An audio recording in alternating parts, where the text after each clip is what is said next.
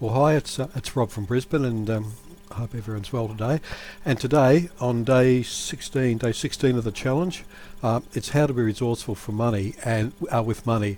And I'm not going to cover the, probably what you could say the obvious things like, look, instead of having 2 or 3 cups of coffee a day, my favourite Zarrafas, or if you're in the States, it might be Starbucks. So I'll just have one, or perhaps once or twice a week. Instead of eating out 3-4 times a month, I'll reduce that to 1 or 2. I mean, they're obvious. I think we can all figure that out for ourselves. I mean, there's lots of ways we can do things with as far as our credit cards and converting to cash. Only buy what we have cash for. All of the old principles that the generations before us used to they used to live by. There was no credit cards back in my mum and dad's day, that's for sure. Certainly not for a long time after I was born. But that's all by the by. I was watching a video, and Tony Robbins said something about it's not lack of resources, it's lack of resourcefulness. And really, when we think about it, that's the operative word, resourcefulness. We are the resource. It's all in here, in our mind. It's in what drives us. Our why. I touched on that yesterday in yesterday's video. It's funny how things tie together. But so it's there. If we're lacking resources, then we need to tap into our resourcefulness and find the why, or find the how, I should say. And for me, it always begins with that question, how. And Rich Dad, I learned this from Rich Dad. Don't say, I can't afford, or it's too expensive, or well, why not? Ask yourself the question instead, how can I afford that? And that puts our mind into a creative state. And I'll just share a personal example. I lost my job. I was working part-time and using that to fund what I was doing while I'm building my business and all that sort of thing. And I lost my job, and so it made it a little bit challenging. But I had some money from a house, from a property I'd sold late last year, and that was just sitting in a bank account. I had it on a term deposit, earning reasonable interest in the time, and then that expired. And here in Australia, interest rates have just been going down every time the Reserve Board meets, and it's got to the point, and I think it's the same in pretty much every country around the world right now, developed countries, that it got to the point where the fraction of a percent interest I was earning might be 0.75 or something. I don't know. Was Jack. It was Jack. And I think that's funny, because while I was up there, it sort of there was no driver or motivator. But when it started to go down, I thought, there's nothing in this. I'm going backwards as far as inflation and taxation. You still pay taxation on any interest you earn, even though it'd be diddly squat. And so I thought, this isn't. I need to do something about this.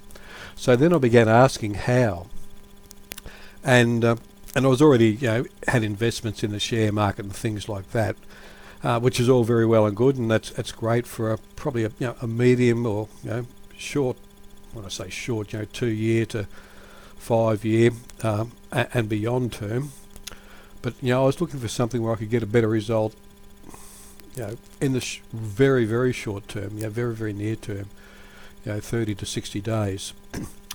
And by asking that question, and then I started to do some research, and it's funny, like once we start to ask questions and we start to seek, things do come. We do. I mean, I do believe in the law of attraction in that way. I don't believe that we just sit there and just go and it all happens for us. I'm a big believer that we have to take action and and do what we can ourselves. And part of that for me was, to find out whatever I could and begin asking questions and talking to, investment advisors. And Anyway, lo and behold, I got an email came through from I'd subscribed uh, to this particular company for the newsletter, and this email came through, an update. I think it was in, must have been September, wasn't all that long ago. I've received my first dividends already, which is beautiful. But this came through, and I thought, oh, that looks really, really interesting. And it's to do with water, and instead of providing water in plastic bottles, these are in kiosks, which dispense chilled water into a reusable bottle, or you bring your own bottle, or the kiosk will also dispense a very nice stainless steel double skin bottle, which you can just keep on refilling.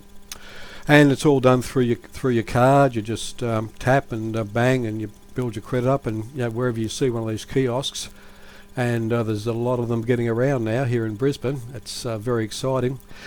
It's just been launched in Hong Kong in partnership with Coca-Cola because of the plastic bottle problem they're having there. It's going global. It's huge. Australian invention. Just a small company which are about to list on the stock exchange, and so I guess I got lucky. But the point is, and at the end of the day, I'll get my money back. I own the machine for 2 years. Then there's an agreed buyback where the company buys it back at the price I paid for it, and they do take care of all the maintenance, the refilling with the water, refilling with bottles, all that sort of thing with the stainless steel bottles. Take care of everything. I just receive a nice little dividend every month, and with that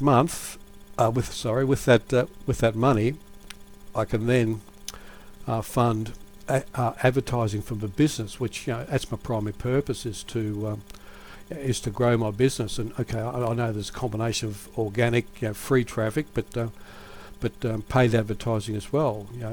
If I'm looking to grow it quickly, well, I'm going to be using paid advertising. So that is just one example. And before I sign off, so what I'm saying, it can be done with whatever we have. We can take that and increase it, and so it returns better for us, so it works better for us.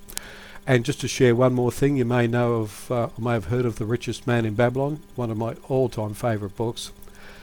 And this formula is just so, for me, it's just been so valuable. It's a 10-20-70 rule. 10% of everything you earn is yours to keep. That is yours before anything else gets paid. That's used to invest. There's a multitude of authors who write about investment. Knowledge is very, very important. So, and that's readily available to all of us. It's a matter of just increasing our knowledge and taking action. 20% is used to pay down debts. So we might have a motor vehicle on hire purchase, or a loan on that, or perhaps a student loan, or whatever other sort of loans. 20% of our income is used to pay that down, and then 70% is used for our living expenses, so rent or mortgage, food, electricity, utilities like mobile and internet, things like that, and entertainment would also be in there. And then as your 20% or as your debt is paid down, then that money can be diverted even further into or either the full 20% or a portion of it into the 10%, so that your investment portfolio creates that avalanche effect. And really, I mean, if you haven't read the book Richest Man in Babylon by George Clason, it's as old as the hills. Read it. It's simple to read. It's highly entertaining, and those principles, they were a game changer for me when I first read that, probably 40 years ago, something like that. So that's my little 2 cents worth for the day. Be resourceful. We can always do better with what we've got, and that's what it's all about. It's about supporting our dream, our vision, doing what we need to do. To do that, to grow our businesses, which this is primarily business related because that's what I'm into in a big way. But that can also be applied to any other thing. So that's it for me, over and out. Thank you for tuning in, and I hope you've gained some value from this. Bye.